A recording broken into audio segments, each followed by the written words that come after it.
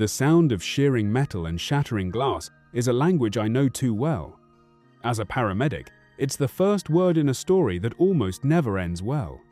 This story began with a silver McLaren, a blur of speed and arrogance wrapped around a traffic pole, and a small blue sedan crushed like a soda can.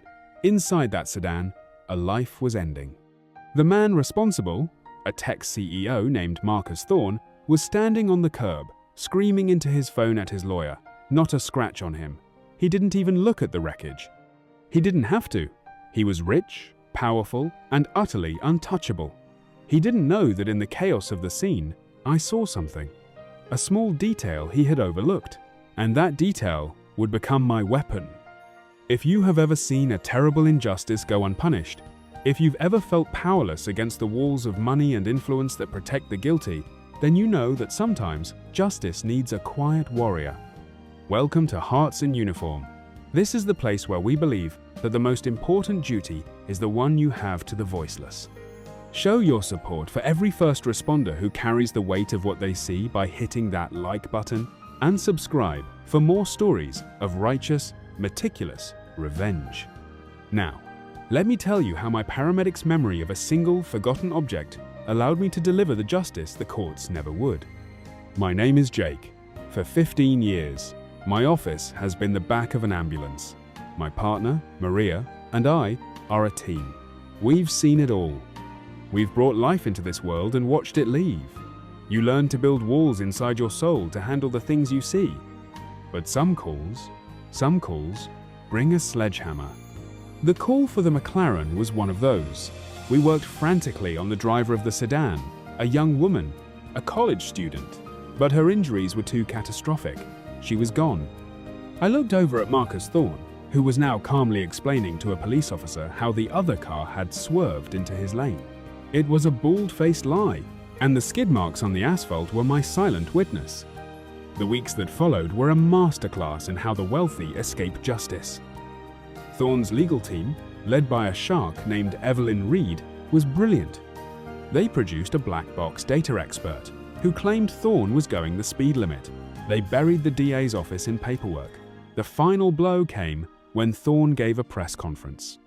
He offered his deepest sympathies, and then with reptilian charm, he blamed the city's tragically slow ambulance response times for the young woman's death.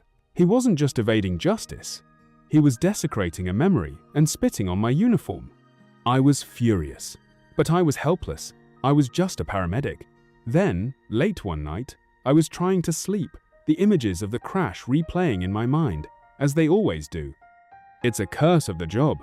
We have what we call scene memory.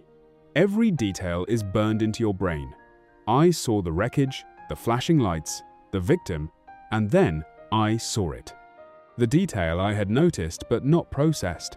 Flung from the McLaren during the crash, lying near a storm drain about 20 feet away, was a small, titanium briefcase. Not a laptop bag, but a heavy-duty reinforced case.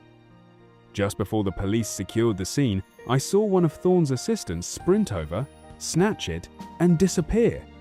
It was so fast, so slick. At the time, I was focused on my patient. But now, I knew. Whatever was in that case was more important to Thorne than the life he had just destroyed. My mission began. I couldn't go to the police. Thorne's lawyers would paint me as a disgruntled city employee with a vendetta. I had to become a ghost. I started digging into Thorne and his company, Omnitech. On the surface, they sold data security software, but their profits were astronomical, far beyond what their public products could generate. I created a burner email account and reached out to a local investigative reporter, a bulldog named Sarah Jenkins, who had a reputation for taking on the powerful. I didn't give her my name. I just sent her one line: look into Marcus Thorne's data security contracts, especially the ones that don't exist. To my surprise, she wrote back, I need more. I fed her clues, one at a time, based on my paramedic's logic. Where do people hide things in a crisis? They secure what's most valuable. Thorne secured that case. I sent her another anonymous email. Ask Omnitech's former CTO about Project Chimera. He was fired a year ago. A week later, Sarah's first article dropped. It was a small piece, buried in the business section, about Omnitech's unusually high turnover of top-level engineers. It was a start. The beast was waking up. My next clue had to be more direct. I remembered the case had a small, unique logo on it, a stylized dragon. I spent hours online, cross-referencing that image with military and government contractors. I found it. It was the logo of a private intelligence firm that did dark web data retrieval for foreign governments. Omnitech wasn't just selling security software, they were a front. They were buying and selling stolen, weaponized data on the black market. The case Thorne was so desperate to retrieve likely contained the proof. I sent my final email to Sarah Jenkins. It had a screenshot of the dragon logo. The subject line was, "The dragon at the crash scene." That was the key. 2 weeks later, the front page story exploded. Tech CEO Marcus Thorne, Omnitech, linked to international data trafficking ring. Sarah, using my tip, had connected the dots. The former CTO, now protected by a reporter, had confessed everything. Project Chimera was their illegal data selling operation. The FBI got involved. The climax was perfect. Marcus Thorne was giving a keynote speech at a tech conference about the future of digital ethics. He was on stage, under the bright lights, talking about trust and transparency. In the middle of his speech, 2 FBI agents walked onto the stage, flanked him on both sides, and quietly said, "Mr. Thorne, you need to come with us." The live stream captured everything. The flash of confusion, the dawning horror, the click of the handcuffs. He wasn't arrested for the crash. He was arrested for crimes that would put him away for decades. But I knew the truth. His arrogance behind the wheel that day was the same arrogance that made him think he was above the law in his business. The crash didn't just end a life. It was the one loose thread that allowed me to unravel his entire criminal empire. I still have the news clipping of his arrest taped to the inside of my locker. It's a reminder. Sometimes the wheels of justice are slow, and sometimes they're driven by a paramedic with a good memory.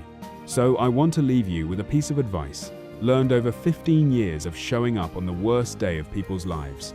Pay attention. The world is full of small, seemingly insignificant details that can change everything.